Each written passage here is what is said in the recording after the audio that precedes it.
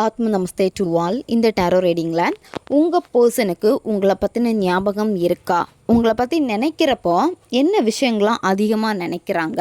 இப்போல்லாம் உங்களுக்காக தவிக்கிறாங்களா? உங்களை நினைக்கிறப்போ அவங்களுடைய மனசில் என்னென்ன விஷயங்கள் ரொம்ப ஆழமாக பதிஞ்சிருக்கு, அதை பற்றி டீட்டெயில்டாக இந்த ரீடிங் வழி நம்ம தெரிஞ்சுக்க போகிறோம்.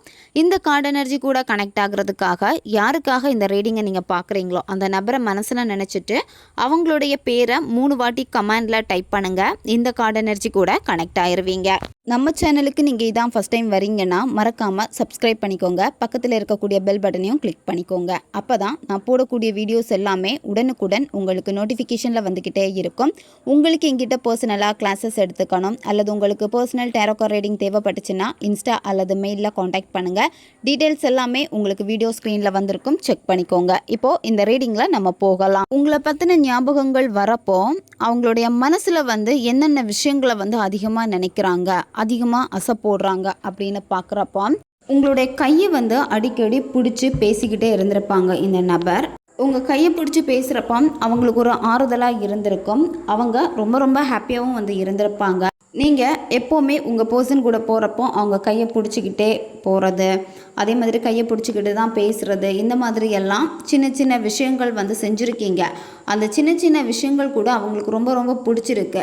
நீங்கள் அவங்க கையை பிடிச்சிக்கிட்டே இருக்கிறது, கையை பிடிச்சி பேசுகிறது, இதெல்லாமே அவங்களுக்கு ஒரு சந்தோஷத்தை கொடுத்துருக்கு. சரியா? உங்களுக்கும் சந்தோஷத்தை கொடுத்துருக்கு. அதே மாதிரி அந்த நபரும் ரொம்ப ரொம்ப சந்தோஷமாக இருந்திருக்காங்க.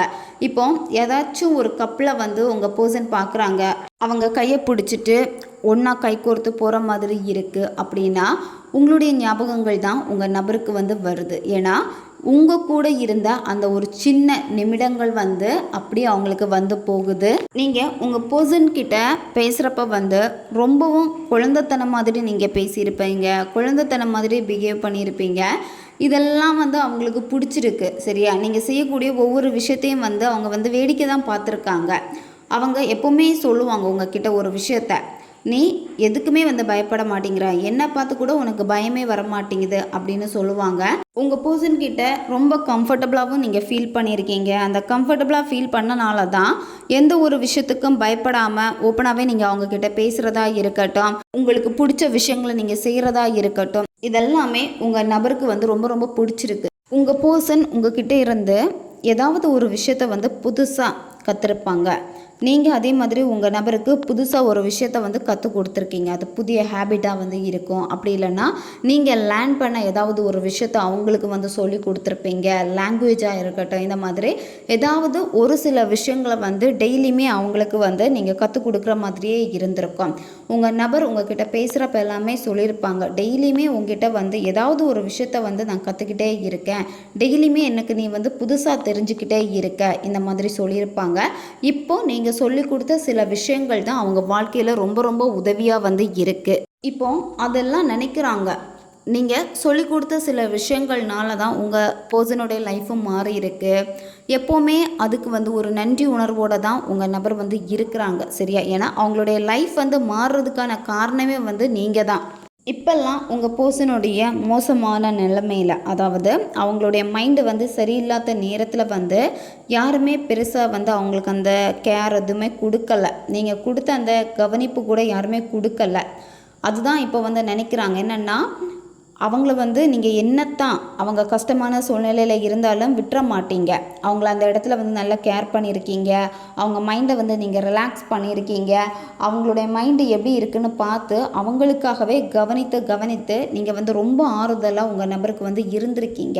இப்போ அவங்க ஒரு தனிமையை ரொம்ப ரொம்ப ஃபீல் பண்ணுறாங்க. அந்த தனிமையில் உங்களை தான் நினைக்கிறாங்க. உங்களை ரொம்ப ரொம்ப மிஸ் பண்ணுறாங்க. ஏன்னா அந்த இடத்துல நீங்கள் இருந்திருந்தீங்கன்னா அவங்கள ரொம்ப கேர் பண்ணியிருப்பீங்க, கவனிச்சிருப்பீங்களே, எனக்கு இப்போ ஆறுதலுக்கு கூட யாருமே இல்லாமல் இருக்கனே அப்படின்னு அவங்களுடைய மைண்ட் செட்டில் இப்போ இந்த ஒரு விஷயம் இருக்குது. இப்போ உங்கள் நபருடைய மனசை திரும்ப மாற்றக்கூடிய அந்த கீ உங்கள் கையில் தான் இருக்குது. சரியா? அதை நல்லா நீங்கள் புரிஞ்சுக்கோங்க. ஏன்னா இப்போ அவங்களுக்கு உங்களுடைய எண்ணங்கள் தான் அதிகமாக இருக்குது. இப்போ இருக்கக்கூடிய இந்த சிச்சுவேஷன் பார்க்குறப்ப ஜூன் 1க்கு முன்னாடி இந்த வீடியோவை நீங்கள் பார்க்குறீங்கன்னா இது உங்களுக்கான மெசேஜ். நீங்கள் ரொம்ப ரொம்ப லக்கி. ஏன் அப்படின்னா உங்கள் பர்சனுடைய மனசு மாறப்போகுது. உங்ககிட்ட கூட சொல்லியிருப்பாங்க, என்னுடைய மனசில் யாருக்குமே இடம் கொடுக்கக்கூடாதுன்னு இருந்தேன். ஆல்ரெடி உங்கள் பர்சனுடைய லைஃப்பில் வந்து பாஸ்ட்டு லவ் வந்து இருந்திருக்கு. பாஸ்ட் லவ்னால வந்து உங்கள் பர்சனுடைய மனசும் வந்து அந்த அளவுக்கு பெயினை வந்து சந்திச்சிருக்கு. அந்த இடத்துல ஆறுதலாகவும் நீங்கள் இருந்திருக்கீங்க. அங்கே அவங்களுடைய தனிமையை வந்து நீங்கள் போக்கியிருக்கீங்க. அவங்க எப்போவுமே உங்ககிட்ட சொல்லியிருக்கிறது, என்ன பண்ணி என் மனசை நீ பறிச்சிட்ட, என்னமோ நீ பண்ணியிருக்க, உன் கையில் ஏதோ ஒரு மந்திரம் இருக்குது, நீ எப்படியாச்சும் என் மனசுக்குள்ளாடி வந்துடுற, மனசை விட்டு போன்னு சொன்னால் கூட நீ போக மாட்டேங்கிற, இந்த மாதிரி கூட சொல்லியிருப்பாங்க. விளையாட்டாக சொல்லியிருப்பாங்க, ஆனால் அதை வந்து உண்மையிலே உங்ககிட்ட வந்து சொல்லியிருக்காங்க. இப்போ கூட உங்கள் நபருடைய மனசை உங்களால் மாற்ற முடியும். உங்களுக்கு அந்த நம்பிக்கை இருக்கணும். கண்டிப்பாக அவங்களுடைய மனசு மாறும். கண்டிப்பாக திரும்பவும் அவங்க மனசில் நான் இடம் பிடிப்பேன். இந்த ஒரு நம்பிக்கை உங்ககிட்ட இருந்தாலே போதும். நீங்கள் ஈஸியாக உங்கள் நபர்கிட்ட அட்டாச் ஆகிருப்பீங்க. உங்கள் நபர்கிட்ட அட்டாச் ஆனது மட்டும் கிடையாது, அவங்களுடைய நண்பர்களாக இருக்கட்டும், அவங்கக்கிட்ட ரொம்ப நல்லா நீங்கள் பேசுகிறது, அவங்க ஃபேமிலி மெம்பர்ஸாக இருக்கட்டும், அவங்கக்கிட்ட வந்து ஈஸியாக நீங்கள் கனெக்ட் ஆகுறது, இந்த மாதிரி உங்கள் பர்சனுடைய சைடில் இருக்கக்கூடிய பர்சன்கிட்ட எல்லாமே நீங்கள் ரொம்ப நல்லா நடந்திருப்பீங்க. உங்கள் பர்சன் கூட உங்களை வந்து கிண்டல் பண்ணியிருப்பாங்க. என் சைடில் இருக்கக்கூடியவங்களுக்கு எல்லாமே உன்னை ஏன் இவ்வளோ வந்து பிடிக்குது, அப்படி என்ன தான் நீ பேசின, எப்போவுமே உன்னை பற்றி தான் அதிகமாக வந்து கேட்டுக்கிட்டே இருக்காங்க, அவ்வளோ சீக்கிரமாக என் ஃபேமிலி கூட நீ அட்டாச் ஆகிருக்கியே, இந்த மாதிரியெல்லாம் உங்ககிட்ட சொல்லியிருப்பாங்க. இப்போ கூட ஒரு சில நாட்களில் உங்களை பற்றி அவங்களுடைய நண்பர்களாக இருக்கட்டும், இல்லை வேறு நபர்களாக இருக்கட்டும் கேட்டிருக்காங்க உங்களை பற்றி. சரியா? இப்போது அவங்க உங்கள் கூட டைம் ஸ்பெண்ட் பண்ணணும்னு நினைக்கிறாங்க. அவங்களுக்கு இருக்கக்கூடிய அந்த தனிமை மாறணும். அவங்க வந்து இப்போது உங்களை ரொம்ப மிஸ் பண்ணுறாங்க. அது மட்டும் இல்லாமல் அவங்களுடைய தனிப்பட்ட வாழ்க்கையிலையும் சரி, ரொம்ப டிப்ரெஷன், கொஞ்சம் டைம் உங்கள் கூட ஸ்பெண்ட் பண்ணால் அது நல்லா இருக்கும். அதுதான் அவங்கள ஹாப்பியாகக்கூடிய ஒரே வழி. அதுதான் அவங்க நினைக்கிறாங்க. நிச்சயமாக உங்ககிட்ட வந்து பேசுவாங்க. உங்ககிட்ட வந்து டைம் வந்து ஸ்பெண்ட் பண்ணணும் அப்படின்னு அவங்க வந்து கேட்பாங்க. உங்கள் கூட கொஞ்சம் நேரம் இருந்தாலே உங்கள் பர்சனுடைய மனசு வந்து மாறிடும். அதுதான் அவங்க வந்து எதிர்பார்க்குறாங்க.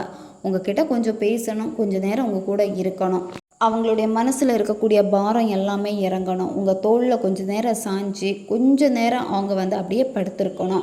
இதுதான் அவங்க வந்து நினைக்கிறாங்க. ஏன்னா உங்கள் தோளில் சாஞ்சு அவங்க கொஞ்சம் நேரம் இருந்தாங்கன்னா ரொம்ப கம்ஃபர்டபுளாக ஆயிடுவாங்க. அவங்க மனசில் இருக்கக்கூடிய பாரம், தேவையில்லாத கவலை எதுவுமே இருக்காது. ரொம்ப ரொம்ப நார்மல் ஆயிடுவாங்க உங்கள் நபர். இப்போ அதுதான் அவங்க விரும்புகிறது. ஏன்னா இப்போ உங்கள் நபருடைய சிச்சுவேஷன் பார்க்குறப்போ அவங்களுக்குள்ளாடி நிறைய வருத்தங்கள் வந்து இருக்குது. ஒரு தனிமை உணர்வு கூட வந்து அவங்களுக்கு இருக்கு. உங்களை விட்டு பிரிஞ்சதுக்கப்புறமா உங்கள் பர்சனுடைய லைஃப் வந்து இப்போ எப்படி இருக்குன்னா ஏதோ மாதிரி போகுது, ஏனோ தானோ மாதிரி போகுது. உங்களுக்கு பார்க்குறப்ப வந்து அவங்க ஹாப்பியாக இருக்கிறாங்க, அந்த மாதிரி தான் தோணும். ஆனால் அப்படி கிடையவே கிடையாது. அவங்களுக்குள்ளாடி வலிகள் வந்து இருக்கு. உங்கள் கூட இல்லாத நாட்கள், அதே மாதிரி உங்களுடைய முகத்தை பார்க்காம இருக்கிறது, இதெல்லாமே அவங்களுக்கு எப்படி ஒரு உணர்வை வந்து கொடுக்குது அப்படின்னா ஏதோ அவங்க லைஃப்பில் வந்து முழுமையடையாத ஒரு உணர்வு. உங்கள் பர்சன் உங்கள் கூட பேசுகிறப்போ சும்மா உங்களுடைய தலைமுடியை பிடிச்சி இழுத்து விளையாடுறதா இருக்கட்டும், உங்கள் தலைமுடியை கோதி விடுறதா இருக்கட்டும், எப்போவுமே உங்களுடைய தலைமுடி கலைஞ்சிருந்து அப்படின்னா அதை வந்து சரி பண்ணி கொடுக்குறதாகட்டும், இந்த மாதிரி எல்லாமே செஞ்சுருப்பாங்க. அதே மாதிரி உங்களுடைய கூந்தலை வந்து ரசிச்சிருப்பாங்க. உங்களுக்கு லாங் ஹேர் இருக்கலாம், ஷார்ட் ஹேர் இருக்கலாம், ஆனால் உங்களுடைய கூந்தலை வந்து அவங்க ரசிச்சிருப்பாங்க. உங்கள் பர்சனுக்கு உங்ககிட்ட ரொம்ப பிடிச்சது உங்களுடைய ஹேர் தான். சரியா? எப்போவுமே உங்ககிட்ட சொல்லியிருப்பாங்க, உன்னுடைய ஹேர் தான் எனக்கு ரொம்ப ரொம்ப பிடிக்கும், இந்த ஸ்டைலில் வந்து ஹேர் வந்து கட் பண்ணிப்பார், இன்னும் வந்து முடியை வந்து கொஞ்சம் கூட வளர்த்து, இந்த மாதிரி ஏதாவது உங்ககிட்ட வந்து சொல்லியிருப்பாங்க. ஏன்னா உங்ககிட்ட அவங்களுக்கு ரொம்ப பிடிச்சதே வந்து அந்த ஹேர் தான். இப்போல்லாம் ஒரு கொஞ்சம் நேரம் உங்ககிட்ட பேசினாலே போதும் அப்படின்னு நீங்கள் வந்து நினைக்கிறீங்க. உங்கள் நபர் என்ன பேசினாலும் நீங்கள் காது கொடுத்து கேட்டிருப்பீங்க.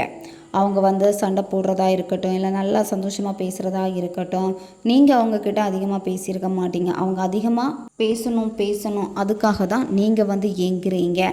உங்கள் நபரை வந்து பேசிக்கிட்டே இருக்க விட்டுருப்பீங்க. அவங்க கோவப்பட்டால் கூட, உங்களுக்கெல்லாம் பிரேக்கப் நடந்தப்போ கூட அவங்கள சேஸ் பண்ணுறப்பவும் நீங்கள் அவ்வளோ கெஞ்சு பேச வச்சுருப்பீங்க உங்கள் நபரை. கொஞ்சம் நேரம் பேசு அப்படின்னு, ஒரு 2 நிமிஷமாச்சும் பேசு, 5 நிமிஷமாச்சும் பேசு இப்படின்னு டைம் கேட்டு பேசியிருப்பீங்க. ஏன் அப்படின்னா நீங்கள் வந்து எப்படியாச்சும் அவங்க நம்மக்கிட்ட பேசிடணும் அப்படின்னு நினச்சிருக்கீங்க. உங்கள் பர்சன் வந்து இப்போ அதுதான் நினைக்கிறாங்க. உங்கள் நபர் என்ன பேசினாலும் அதை காது கொடுத்து கேட்கக்கூடிய ஒரே நபர் வந்து நீங்கள் தான். உங்களுடைய கனவுகளை பற்றி அவங்கக்கிட்ட அதிகமாக சொல்லியிருப்பீங்க. உங்கள் நபர் வந்து உங்களுடைய கனவுகளை வந்து நனவாக்குறதுக்காக நிறைய ஹெல்ப் வந்து உங்களுக்கு பண்ணியிருக்காங்க. அதே மாதிரி உங்கள் பர்சன்கிட்ட கூட சில கனவுகள் உங்களுக்கு வந்து இருந்திருக்கு. நீங்கள் கூட அவங்கக்கிட்ட வந்து சொல்லியிருக்கீங்க, சரியா? அதை வந்து அவங்க என்ன நினைக்கிறாங்கன்னா, உங்களுடைய கனவை வந்து அவங்களுடைய கனவாக எடுத்துக்கிட்டு அதை வந்து எப்படியாவது நிறைவேற்றணும். அதுதான் அவங்க வந்து நினைக்கிறது. உங்களுக்கு ஒரு ட்ரீம் வீடாக இருக்கட்டும், இல்லை காராக இருக்கட்டும், அப்படி இல்லைன்னா உங்களுக்கு பிடிச்ச ஒரு வேலையாக இருக்கட்டும், உங்கள் நபர்கிட்ட வந்து அது எல்லாத்தையும் நீங்கள் எக்ஸ்பிளைன் பண்ணியிருப்பீங்க. அதே மாதிரி உங்கள் லைஃப் பார்ட்னர் வந்து எப்படி இருக்கணும்னு கூட வந்து நீங்கள் அவங்கக்கிட்ட ஷேர் பண்ணியிருப்பீங்க. நீங்கள் நல்ல நண்பர்களாக இருந்த சமயத்தில் இப்போ அவங்க என்னென்னா உங்களுடைய அந்த ட்ரீமை எல்லாத்தையுமே வந்து அவங்க மனசில் வந்து பதிய வச்சுட்டாங்க, சரியா? அதை வந்து எல்லாத்தையும் நான் பண்ணுறேன், நான் பண்ணி கொடுக்குறேன் அப்படின்னு சொல்லியிருப்பாங்க. இப்போ இதெல்லாமே நினைக்கிறாங்க, நான் வந்து வாக்கு கொடுத்தனே, அந்த வாக்கு கூட என்னால் காப்பாற்ற முடியலையே. அவங்களுடைய தனிமையில் கூட ஒரு குற்ற உணர்வை வந்து அவங்க வந்து உணர்றாங்க. உங்களை ரொம்ப மிஸ் பண்ணுறாங்க உங்கள் பர்சன். உங்களை பற்றின ஞாபகங்கள் வரப்போ மெயினாக இப்போ நம்ம சொன்ன இந்த விஷயங்கள் தான் அடிக்கடி அவங்களுடைய ஞாபகத்தில் வந்து போகிறது. அதனாலேயே உங்கள் நபர் வந்து கொஞ்சம் உடஞ்சி போகிறாங்க. ஏன்னா உங்களுடைய ஞாபகங்கள் வந்து அவங்களுக்கு வரப்போ அவங்களால பேலன்ஸ் பண்ண முடியலை எதையுமே. சீக்கிரமாகவே அவங்கக்கிட்ட இருந்து உங்களுக்கு கால் வரும். கால் பண்ணி உங்ககிட்ட வந்து பேசுவாங்க. உங்கள் வாய்ஸை கேட்கணுன்னு கால் பண்ணுவாங்க. ஒரு நல்ல மாற்றம் இந்த காதலில் திடீர்னு ஏற்பட போகுது. ஓகே காய்ஸ், இதுதான் இந்த ரீடிங். இது வந்து ஜென்ரல் ரீடிங் தான். பொருந்தக்கூடிய விஷயங்களை மட்டும் எடுத்துக்கோங்க, மற்றதை விட்டுருங்க. உங்களுக்கு பர்சனல் டேரோ கார்ட் ரீடிங் தேவைப்பட்டுச்சுன்னா இன்ஸ்டா அல்லது மெயிலில் காண்டாக்ட் பண்ணுங்கள். அடுத்து ஒரு வீடியோ பதிவில் சந்திக்கலாம். நன்றி.